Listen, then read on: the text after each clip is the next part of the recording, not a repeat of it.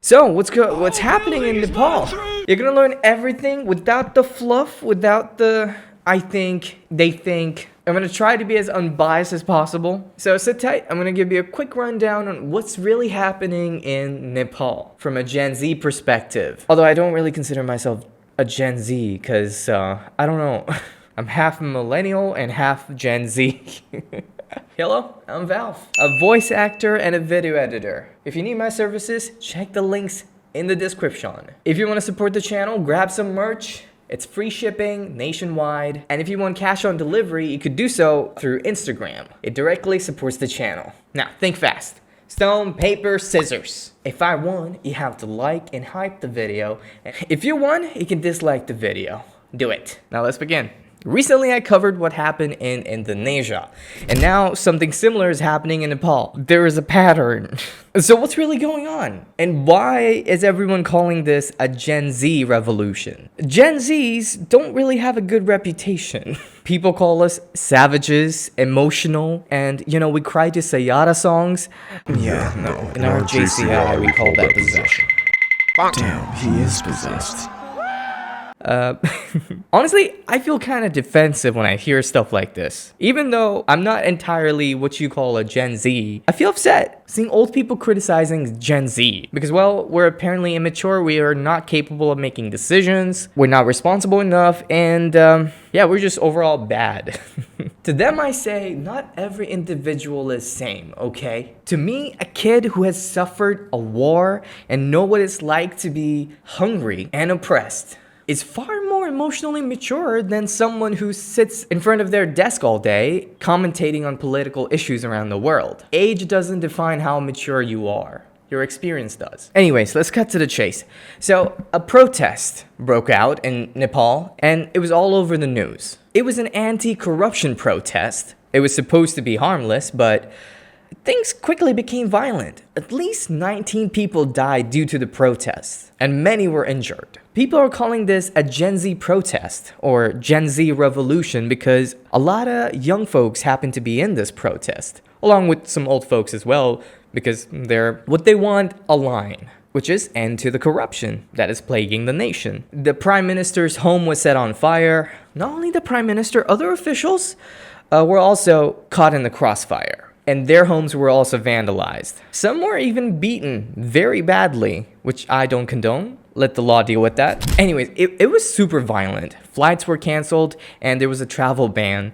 So no one could go in or out of Nepal while this was happening. But a YouTuber named We Hate the Cold couldn't escape in time, so he got caught in the crossfire and documented the whole thing as it was happening, which gave us a new perspective on things. So the Gen Z protesters claim that they are frustrated because there's so many problems in this country. Not only do they have corruption, but there is a lack of opportunities for the youth to make a name for themselves. People who can't afford to go out, they're just leaving the country. Talented people are moving out of Nepal, hoping to find better opportunities out there, while those who cannot afford to leave the country are stuck here. And all of this pushing the country deeper into disrepair, worsening its condition. Honestly, they love their country. They want their country to prosper, but the corruption is preventing that from happening. That is what pisses them off. So while the protest was happening, things were getting out of hands. So in an attempt to control the situation, the authorities did something that annoys all the Gen Zs around the world. Can you guess what they did? They cut the Wi-Fi. They turned off internet. They banned it completely for a while. It's back on again. But yeah, you don't do that unless you're trying to hide something. And when that happened, all hands were on deck. Now the protest wasn't just about corruption anymore. It was about bringing attention to the lavish lifestyles of politicians' kids who live extravagantly just because their parents happen to be government workers. I mean, it's the same no matter where you go in the world. It's kind of like a politician thing. It's like politicians have to do that. They have to be corrupt. If they don't do that, they're not politicians. It has to be done. It's like a muscle memory. It's like, oh, I'm in power. What do I do? Oh, whoops, I just purchased a sports car. Oh no, I just booked a trip to Hawaii. Uh-oh, I just gave my son, what's the Nepali currency? $100,000. Whoops, I didn't mean to do any of this, but it just happened. It's not my fault. They made it too easy. It's not my fault. Now, there was already trouble in paradise, and the outrage grew out of control when they banned social media platforms like Instagram, Snapchat, YouTube, and Discord. Yeah, they were banned because according to the government, the applications were not compliant with current regulations. And so that pushed people over the edge. People, or should I say Gen Z? Because a lot of old folks apparently don't consider us people because they think that we're just brain rotted, content consuming, TikTok addicted kids running around like headless chickens without a purpose. So who are we to make decisions, right?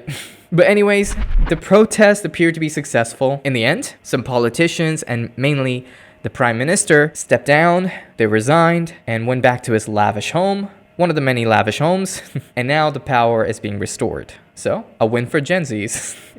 Currently, as of the time of recording, there is a military control until negotiations are over, but this, in a way, is a victory for Gen Zs and defeat at the same time.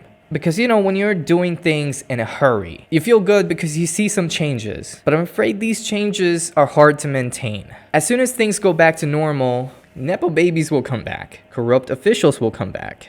This isn't something we could just fight off, unless there is a system in place that keeps it from happening. People are greedy. The people you vouch for today will turn on you tomorrow. So we really need to watch out and pick our leaders carefully. There's this story about a black man. He was once a slave, but then something happened and he was freed. When he was freed, he made a name for himself and made some money. So the next thing he did, he went to a slave merchant and purchased himself a bunch of slaves. So turns out you wouldn't hate putting others through the same thing that you've hated so much.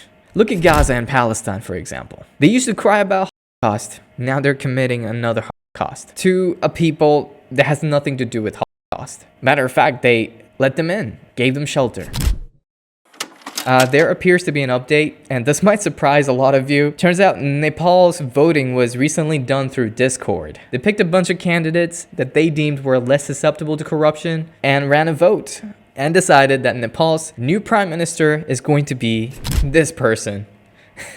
She has a good track record. I mean, it's a little bit eye-twitching even for me. Because, you know, Discord is like a really nonchalant application where people like to troll, including myself. So yeah, I guess desperate times require desperate measures.